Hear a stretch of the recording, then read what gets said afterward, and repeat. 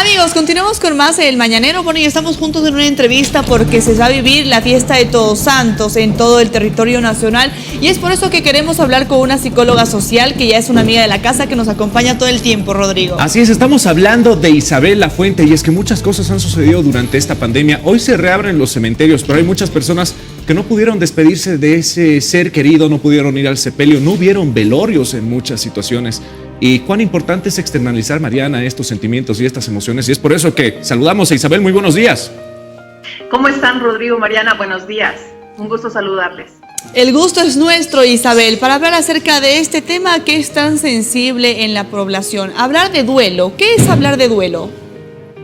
Sí, bueno, justamente el hecho de perder algo, en este caso un ser querido, requiere también un proceso, ¿no? No es una situación simple, es más bien una situación muy compleja emocionalmente hablando, que involucra muchos aspectos de la personalidad de una persona, no solamente en términos de que vamos a extrañar a la persona querida, sino involucra también proyectos de vida, ¿no es cierto? Sueños, planes que teníamos acerca de la persona, sumado al afecto que sentíamos por ella, ¿no? Entonces, en ese sentido, cuando muere un ser querido, cuando parte una persona que amamos, se caen en nosotros muchas cosas, ¿no? Por un lado, como les decía, empezamos a preguntarnos acerca del más allá, de si existe una vida futura o no, nuestras creencias sobre Dios, sobre la muerte, y además también empezamos a cuestionarnos aspectos sobre nosotros y sobre nuestra vida. Empiezan también vínculos sobre la culpabilidad, ¿no?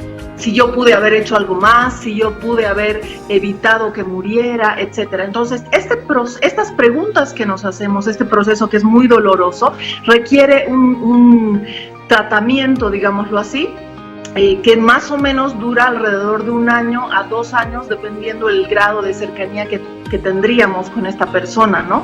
Cuando es un hijo, un padre, una pareja, normalmente el proceso dura alrededor hasta de 2 años más o menos, ¿no? Donde la persona atraviesa diferentes momentos, ¿no?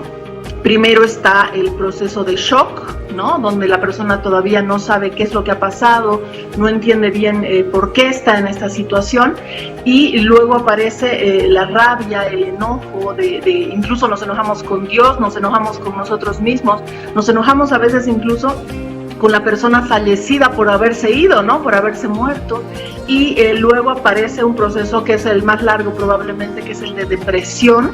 Luego de un tiempo, alrededor más o menos de 6-7 meses, aparece recién el proceso de aceptación, ¿no? De que empezamos a aceptar que la persona ha partido y empezamos a aprender a vivir sin esa persona. Entonces, este proceso de duelo requiere de algunos símbolos, ¿no? O entre ellos está el ritual de despedida. Y en esta época, como ustedes bien decían, de pandemia, nos hemos visto impedidos, ¿no? De despedirnos del ser querido. En muchos casos ni siquiera hemos visto su cuerpo.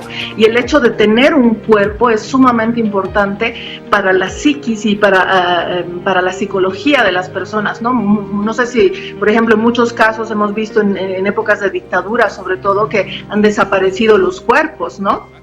Y en ese sentido ha sido muy doloroso y muy difícil para la persona aceptar la muerte, porque no sabe qué es lo que ha pasado con su ser querido, porque no ha visto el cuerpo. Entonces el ver el cuerpo y velarlo es un proceso importante para las personas. Isabel, ahora que se abren las puertas de los cementerios después de muchos meses, muchas personas dicen no voy a ir porque voy a sufrir más, pero sin embargo esto ayuda a externalizar los sentimientos y es parte del proceso del duelo, porque no ha habido esa cercanía, no ha habido esa despedida que tú mencionas. ¿Qué recomendaciones se pueden dar a las personas que van a visitar a sus seres queridos en el cementerio por primera vez, por ejemplo? Así es, justamente el proceso, como decía, el hacer un cierre, el hacer una despedida es importante para nosotros a nivel psicoemocional, también obviamente a nivel cultural, ¿no? Porque desde nuestras creencias, desde nuestros ritos y nuestras prácticas sociales también es importante poder darle un adiós, no solamente para nosotros, como digo, emocionalmente, sino también para la misma persona fallecida, el poder decirle adiós y poder tener un lugar donde ir a ponerle una flor, ¿no? Entonces, en ese sentido, para las personas que no han podido hacer este proceso de cierre, de duelo, es importante poder ir y hacer el ritual de despedida. Yo les animo, por ejemplo, en ese sentido, cuando hablo de ritual, me refiero a, por ejemplo, poder ir, sé que hay medidas que hay que respetar de cada recinto de cada cementerio, pero poder ir en familia a hacer, por ejemplo, una oración, poder ir, por ejemplo, en algunos, no sé si han visto en algunos países del mundo, hacen una especie de discurso de despedida, de agradecimiento, de decirle que le agradezco a la persona para poder hacer este cierre, ¿no? Y poder también decirle adiós. Y que vaya en paz, ¿no? Normalmente cuando alguien fallece decimos que de Dios goce o que en paz descanse, ¿no? Y en ese sentido, esas palabras son importantes, el decirle a la persona vete, no te preocupes, nosotros vamos a estar bien, ¿no? Entonces, en ese sentido, cuando hablamos de rito, hablamos justamente de hacer este proceso de ir a decirle a la persona, no te preocupes, vete en paz, que nosotros vamos a estar bien, e incluso hay mucha gente que les hace promesas, ¿no? En el sentido de que, por ejemplo, dice, yo me voy a quedar a cargo de tus hijos, no te preocupes, ¿no? Hacer el proceso, como les digo, de despedida, de cierre, ¿no? Y por eso es importante poder hacerlo de manera conjunta, en familia. A mí lo que me preocupaba, escuchaba yo que estaban haciendo estos momentos de entrar al cementerio a partir del carnet, y eso me preocupa un poquito porque puede que, por ejemplo, la mamá tenga una terminación y el hijo tenga otra, entonces no lo van a poder hacer en familia, y la idea es justamente hacer un cierre familiar. Por eso hacemos justamente los velorios, ¿no? Donde la familia se concentra, se reúne para hablar justamente de lo que nos ha dolido, de las situaciones en las que extrañaremos a la persona partida, de qué es lo que ha sucedido. Entonces, esos momentos familiares se llaman normalmente catarsis en psicología y son muy importantes para hacer ese proceso de cierre y de duelo.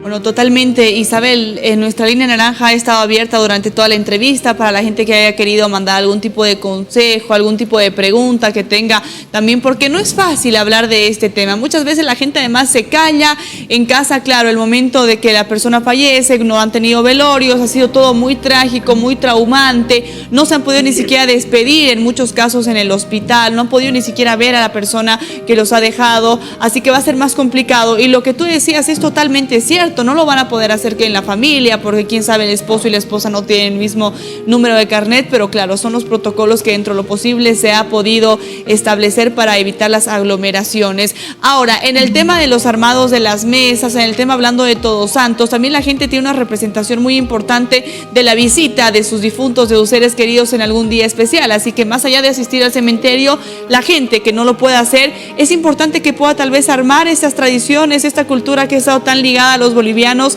cosa de recibir a sus difuntos acá. Justamente nuestra cultura, la boliviana especialmente y la latinoamericana en general, tiene una riqueza maravillosa respecto, sobre todo justamente al manejo de la muerte, ¿no? Nosotros como bolivianos en nuestras creencias tenemos un acercamiento a la muerte, es decir, tenemos esa riqueza de entender a la muerte como parte de la vida, como un rito de paso, ¿no es cierto? Como un rito de transición, porque la mayoría de nosotros creemos que existe una vida más allá de la muerte y que las personas que fallecen hacen este ritual de paso, ¿no? Entonces, lo que hacemos normalmente con estas tradiciones de Todos Santos es acompañar a nuestra persona querida en este tránsito a la nueva vida, ¿no? Entonces, en muchos casos celebramos en realidad, y eso me parece maravilloso en nuestra cultura, celebramos que la persona está en una vida mejor. Y en ese sentido, estas mesas de Todos Santos nos permiten conectarnos, no solamente en un primer momento cuando la persona fallece, sino alrededor de todos los años, hacer una especie de encuentro con nuestros seres queridos, ¿no? Incluso nuestras tradiciones y nuestras creencias dicen que las personas fallecidas están entre nosotros ese día. Entonces, es interesante cómo nos conectamos con la muerte, no de una manera horrible, digamos, así como lúgubre, sino más bien desde la alegría de saber que están vivos en una vida mejor, ¿no? Y en ese sentido, este proceso, este rito de Todos Santos nos permite conectarnos con nuestros seres queridos a partir de compartir con ellos justamente una mesa, ¿no? Como familia nos reunimos normalmente en un almuerzo, en una celebración, y en ese sentido lo que estamos haciendo a partir del rito de Todos Santos es reconectar con nuestro ser querido, invitarlo a ser parte todavía de nuestra familia, pero desde celebrando esa nueva vida, esa vida plena que tiene, ¿no? Y creo que es sumamente importante poder hacer este tipo de rituales, porque no solamente nos permite, como decía yo, conectar con nuestros seres queridos, hacerlos parte todavía de nuestra vida, pero además, sobre todo, nos permite celebrar con ellos el hecho de estar en un plano, en una vida mucho mejor, ¿no?